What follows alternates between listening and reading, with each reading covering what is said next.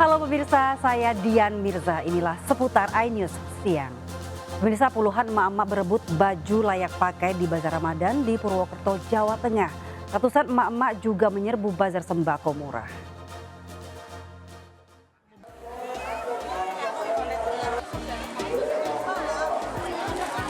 Gercep puluhan emak-emak langsung memilih baju layak pakai yang dijual di halaman Masjid Baitul Arqam, Purwokerto, Jawa Tengah.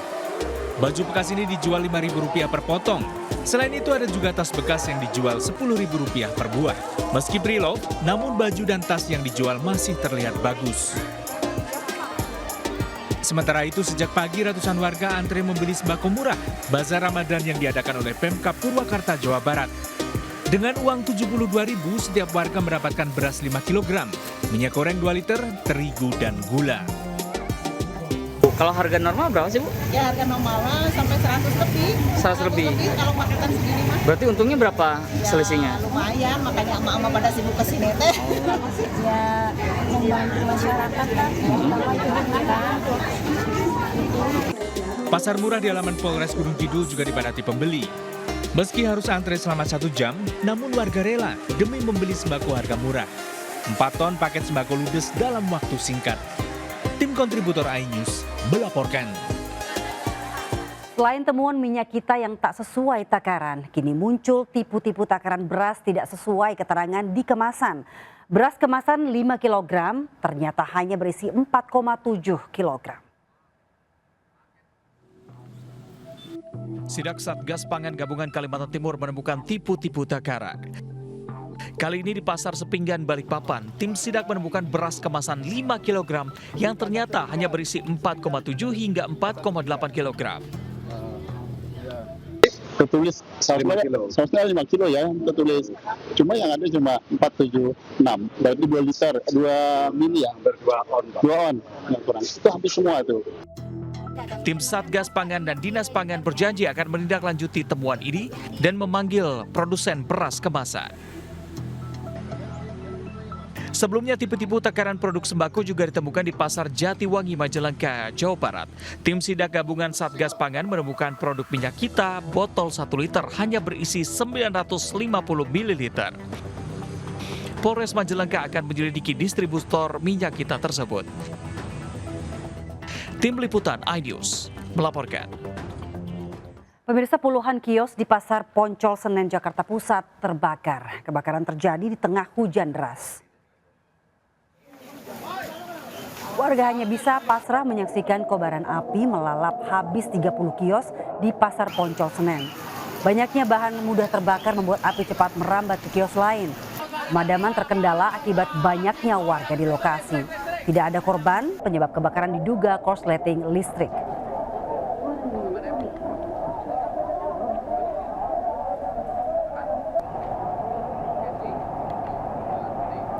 Pemirsa, 2 anggota Polantas jadi sorotan warganet karena memberhentikan mobil di ruas tol dalam kota Cawang, Jakarta Timur. Pengemudi mobil terekam video amatir saat berusaha menyelipkan uang.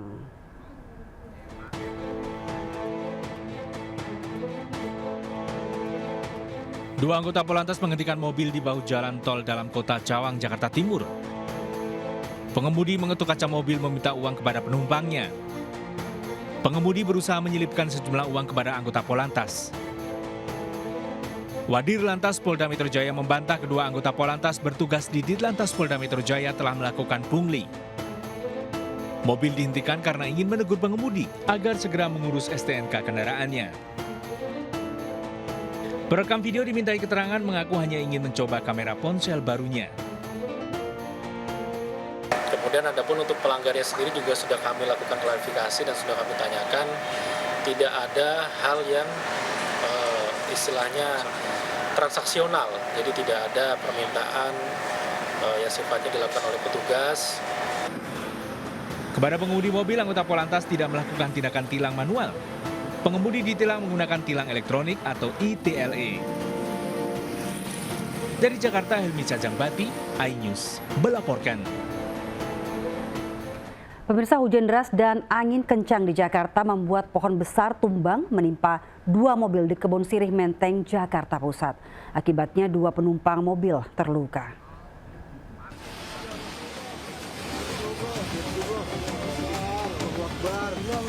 Diterjang hujan deras dan angin kencang, pohon besar tumbang menimpa 2 mobil yang melintas di Kebon Sirih, Menteng, Jakarta Pusat. Kepanikan pun terjadi. 2 penumpang mobil luka-luka dievakuasi ke Rumah Sakit Budi Kemuliaan. Selama proses evakuasi, arus lalu lintas dari Kebon Sirih menuju Tamrin dialihkan sementara. Memang pohonnya besar ya, jadi semua kita sudah kerahkan dari Damkar, dari Dinas Pertamanan DKI juga. Baliho roboh diterjang angin kencang di depan kantor Kelurahan Kalideres, Jakarta Barat. Khawatir melukai pengguna jalan, petugas PPSU menutup akses jalan tempat baliho roboh. Pohon besar tumbang juga menutup jalan Menceng Raya. Tidak ada korban jiwa dalam peristiwa ini. Tim kontributor iNews melaporkan. Sementara itu diterjang angin puting beliung, baliho dan atap bengkel berterbangan di kawasan Tiban, Batam, Kepulauan Riau. Kencangnya angin membuat pengendara terjatuh dari sepeda motor. Takut tertimpa baliho, sebagian pengendara berhenti di pinggir jalan. Di Kabupaten Bekasi, angin kencang membuat kabel aliran listrik kereta komuter lain terputus. Dahsyatnya terjangan puting beliung terekam CCTV di Jalan Yaping, Tambun Selatan. Ratusan penumpang di dalam komuter lain sempat tertahan di dalam gerbong sekitar 2 jam. Hingga akhirnya penumpang diturunkan sebelum sampai ke stasiun. Petugas langsung diterjunkan untuk memperbaiki kabel aliran listrik KRL.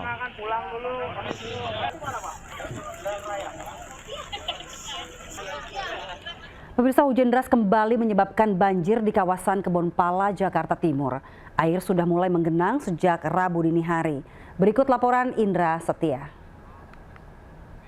Kami informasikan update situasi terkini di Kebonpala, Kampung Melayu, Jatinegara, Jakarta Timur. Saat ini kembali terendam banjir akibat hujan deras dari semalam hingga pagi hari tadi dan juga disusul dengan banjir kiriman. Ini menyebabkan Kampung Pulo, maksud kami di Kebonpala ini kembali terendam. Dan kalau pantauan kami hingga sampai saat ini banjir ini terdalam, ini sudah mencapai 2 meter lebih, sehingga Anda bisa saksikan di belakang saya proses evakuasi sudah dilakukan oleh pihak kepolisian dengan menggunakan kano. Dan Anda bisa saksikan ini anak-anak, lansia dan juga orang tua juga sudah dievakuasi untuk berpindah ke area yang lebih tinggi, dan nanti mereka akan berpindah menuju sanak saudara ataupun keluarga yang terdekat di area Kebonpala, Jakarta Timur ini.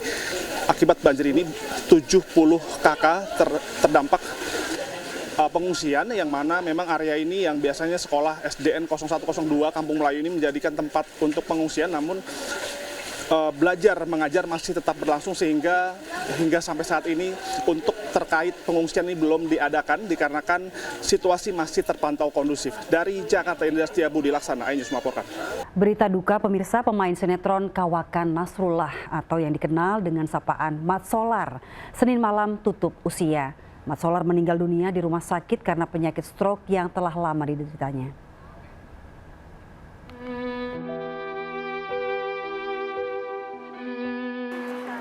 Suasana duka menyelimuti kediaman pesinetron senior Nasrullah atau yang dikenal sebagai Mat Solar di Gang Haji Saidin, Pamulang, Tangerang Selatan, Banten.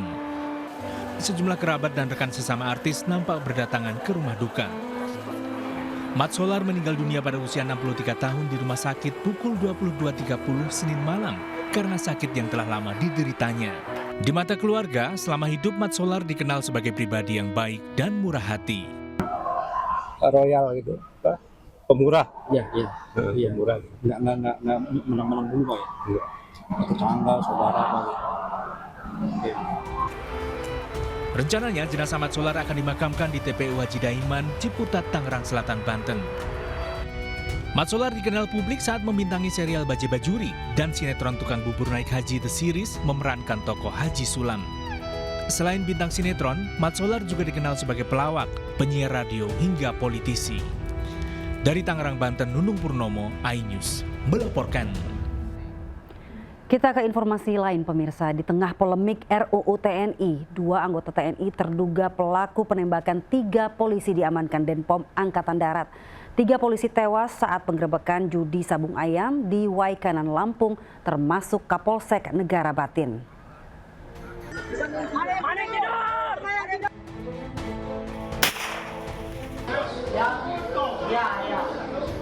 Rumah Kopka Basar terduga pelaku penembakan polisi di Kecamatan Negara Batin Waikanan dipenuhi warga saat Denpom Angkatan Darat menangkapnya.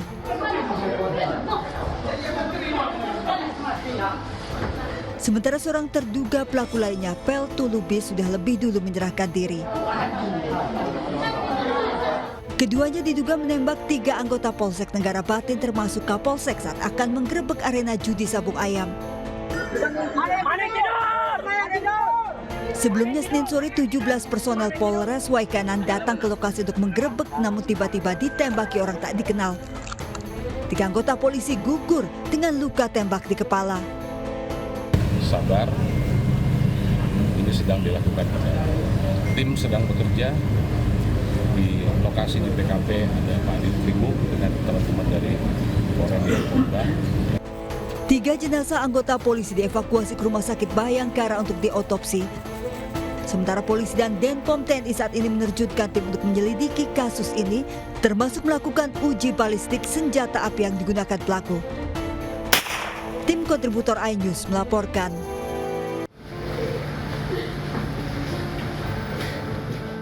Istri 3 polisi korban penembakan menangis saat Kapolda Lampung dan Danrem 043 Garuda Hitam Lampung menemui keluarga yang masih menanti autopsi jenazah di Rumah Sakit Bayangkara. Kapolsek Negara Batin Ibtu Lusiana, anggota Polsek Negara Batin Bribka Petrus Aprianto, dan anggota Satreskrim Polres Waikanan Bribda M. Galip Surya gugur dengan luka tembak di kepala saat menggerebek lokasi judi sabung ayam. Ketiga anggota polisi yang gugur akan dianugerahi kenaikan pangkat 1 tingkat. Keluarga menyerahkan sepenuhnya proses hukum para pelaku ke aparat penegak hukum, namun meminta keadilan ditegakkan. Mengikuti prosedur hukum kita juga nggak bisa, namanya musibah kita juga nggak tahu. Yang penting kita minta seadil-adilnya aja. Sementara rumah duka Bribda M. Galip di Tanjung Senang Bandar Lampung mulai ramai didatangi pelayat. Rencananya upacara penghormatan akan dilaksanakan sebelum jenazah disemayamkan. Polda Lampung bersama Korem 043 Garuda Hitam dan Denpom AD membentuk tim investigasi untuk mengungkap kasus penembakan serta menelusuri motif dan para pelaku yang terlibat. Tim kontributor iNews melaporkan. Pemirsa, puluhan barang rampasan dari para koruptor senilai puluhan miliar rupiah laku terjual dalam lelang KPK. Di antaranya ada mobil, motor, sepeda hingga tas mewah. Tapi ada juga aset yang belum laku dilelang. Dari Rupasan KPK, Reza Hilmi punya informasinya untuk Anda. Baik, selamat siang Dian Mirza dan juga pemirsa. Ini kalau Anda bisa lihat di belakang saya, ini ada salah satu mobil yang nantinya akan dilelang oleh KPK karena saya berada di Rupasan KPK. Ya, Dian Mirza dan juga pemirsa, ini saya bisa mencoba menaiki salah satu mobil mewah di Rubasan KPK. Ini merupakan salah satu gudang penyimpanan dari barang-barang sitaan dari para koruptor yang memang sudah disita oleh KPK. Nantinya mobil-mobil ini dan juga barang sitaan lainnya juga akan dilakukan lelang. Mungkin kita bicara mengenai lelang yang dilakukan pada 6 Maret lalu. Ini sudah ada 82 barang yang dilelang, tapi hanya 60 barang saja yang sudah laku dengan pendapatan kas negara mencapai 42 lebih miliar rupiah. Jadi masih ada 22 barang lagi yang masih belum laku. Ini ada beberapa barang juga yang akan dilelang seperti sepeda ini yang akan dilelang dalam satu paket mulai dari 75 juta rupiah. Lalu ada sepeda-sepeda lainnya dan semua lelang ini dilakukan secara daring atau online begitu ya. Rencananya juga akan ada lelang lagi yang dilakukan pada bulan Juni nanti, tapi apakah barangnya sama atau tidak kita langsung berbincang. Selamat siang Pak. Evaluasinya apa nih? Kenapa masih ada 22 barang yang ternyata masih belum laku begitu Pak? Oke, baik, terima kasih. Memang hasil lelang kemarin meskipun secara keseluruhan bahwa dari 22 lot yang tidak laku lelang ini diantaranya memang ada 2 properti dari perkara Rafael Alun, dua-duanya merupakan jenisnya kos-kosan dengan nilai masing-masing 17 miliar. Nanti mungkin kita akan evaluasi lebih dalam lagi apakah perlu kita lakukan penurunan nilai. Kalau sepanjang tahun kemarin Pak, jumlah penerimaan kas negara dari hasil lelang itu sudah sampai nilai berapa ya? Kita mendapatkan kurang lebih 43 miliar, memang tidak terlalu banyak lelang tahun ini di bulan Maret adalah lelang perdana di tahun 2025 itu bisa mencapai 42,3 miliar. Itu baru satu kali lelang. Rencana kita akan lakukan 3 atau 4 kali lelang serupa. Seperti itu. Jadi memang bisa disesuaikan dengan kategori pembeli. Misalnya ibu-ibu nanti mungkin akan lebih pilih untuk luxury goods gitu, bapak-bapaknya mungkin mau ada koleksi motor atau kendaraan lainnya, ini bisa dilakukan di sana. Jadi bisa nabung dulu ya Pak, sambil menunggu nanti bulan Juni rencananya. Pasti nanti akan dipublikasikan, bisa mendaftarkan langsung begitu ya, karena seluruh lelangnya dilakukan secara online. Lebaran tinggal 2 pekan lagi. Warga berburu baju lebaran. Lalu seperti apa baju lebaran yang paling banyak diminati? Berikut liputan Hadisti Arifa dari Pasar Tanah Abang, Jakarta. Nah, saya saat ini berada di salah satu Blok A ya, tepatnya di lantai LG. Melihat sudah ramai sekali, sudah padat sekali ini pedagang yang menjajakan baju lebaran, kemudian juga pembeli yang sudah mulai berburu, melakukan tawar-menawar untuk memenuhi kebutuhan lebaran mereka. 2 minggu menjelang lebaran, masyarakat mulai berbelanja memenuhi kebutuhan untuk Idul Fitri nanti. Pasar Tanah Abang menjadi salah satu tujuan utama dengan berbagai jenis pilihan baju muslim. Salah satu yang paling diminati adalah gamis wanita jenis katun bordir bolong dengan kisaran harga Rp200.000. Sementara untuk pria adalah baju koko jenis kurta dengan kisaran harga Rp180.000. Kalau untuk tahun ini dia ada di katun bordir bolong. Kalau yang untuk banyak peminatnya ya. Kalau untuk katun bordir bolong sama ceruti plisket itu kita main di harga 230. Untuk grosiran kita main di harga 200. Selain untuk diri sendiri, pembeli juga bisa berbelanja secara grosir untuk dijual kembali.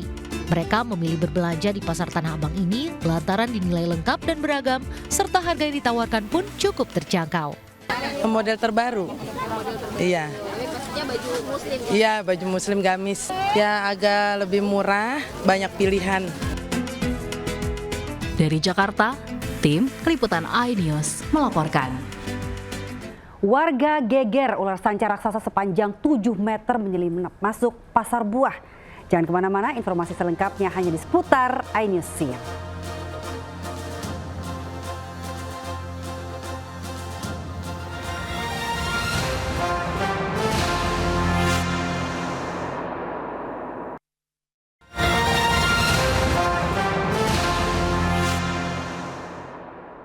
Pemirsa, warga geger ular sanca raksasa menyelinap masuk pasar buah. Ular terlihat warga setelah memangsa bebek dan ayam. Petugas damkar berhati-hati saat menangkap ular sanca raksasa di Jalan Buah, Jalan RTA Milono, Palangkaraya. Ular sepanjang 7 meter ini diketahui warga setelah memangsa bebek dan ayam. Ular mirip anaconda ini akan dilepas liarkan ke hutan jauh dari permukiman. Pemirsa, menemani ibadah Ramadan Anda, RCTI Plus menghadirkan acara spesial bertajuk Super Show Ramadan di Masjid Darussalam Kota Wisata Cibubur, Bogor. Ratusan jamaah antusias mengikuti rangkaian acara mulai dari tausiah Ramadan, live musik Islami, berbagi takjil, hingga lomba ceramah dai cilik. Super Show Ramadan RCTI Plus menghadirkan 3 pemenang lomba ceramah dai cilik.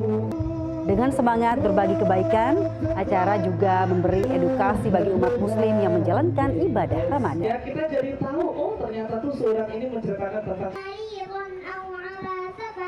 memberikan kenyamanan pada pelanggan berselancar di media sosial bersama komunitas.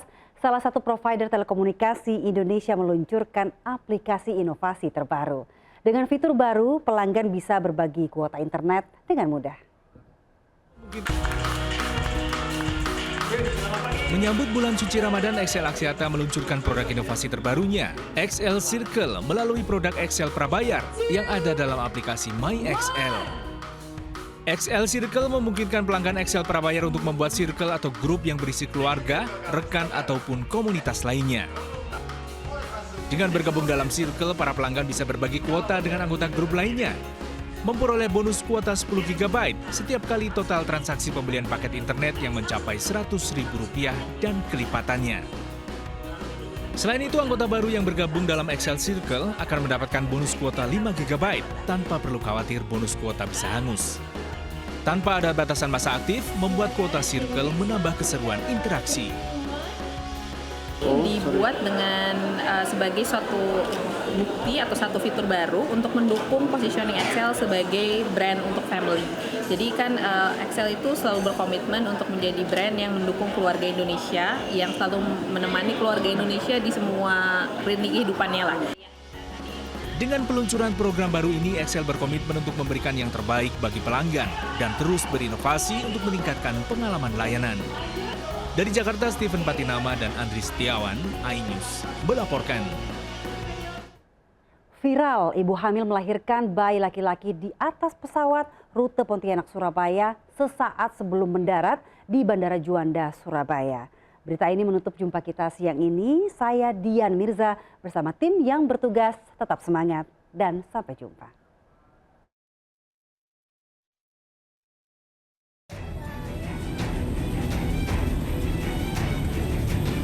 Dengan sigap penumpang pesawat Citylink rute Pontianak-Surabaya menolong persalinan seorang penumpang yang sedang hamil. Dalam kondisi darurat, persalinan dapat berjalan dengan lancar. Begitu lahir, bayi laki-laki ini langsung diazankan di atas pesawat. Setelah pesawat mendarat di Bandara Juanda, sang ibu dan bayinya kemudian dilarikan ke rumah sakit. Darat gitu ya, mungkin mendapat penanganan darurat di pesawat ya, selama di pesawat. Kemudian setelah mendarat langsung ditangani oleh petugas kita ya. Dan setelah itu setelah ditangani dengan baik gitu ya.